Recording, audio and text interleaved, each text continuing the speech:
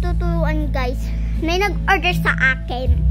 Then, nandiyan na po yung milk tea. Then, makikita po niya dyan. Mag-hi ako dyan. Kasi ano lang naman yan eh. O, diba nag-hi ako? So, panoorin nyo lang guys. So, kung gusto niyo pa mag-order, order na po kayo sa akin. So, yan. Sa shop ko lang po yan.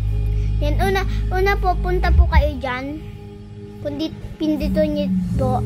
Then, ayun na po yung nag-order sa akin. Marami na nga po nag-order eh. Then, ilalagay ko na rin po yung app sa, baba.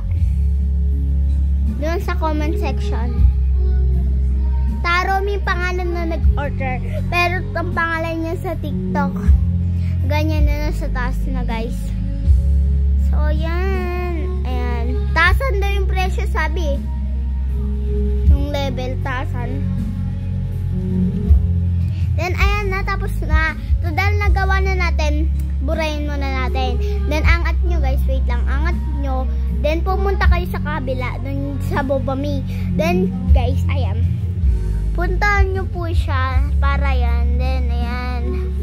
Mamimili pa po ako ng gusto nyong. So, yan. Maglalagay po ako ng number sa mga milk tea. Yung number 1, ano yan, milk yan, guys. Yung number 2, boba. Tapos ito, number 3, orange. Tapos ito, ube. Tapos ito, coffee.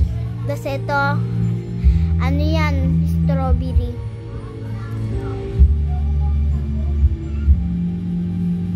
So, ayan ang napili niya kasi coffee. So, yan guys.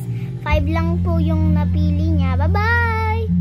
Mag-comment pa po kayo sa comment section po. Ilalagay ko po yung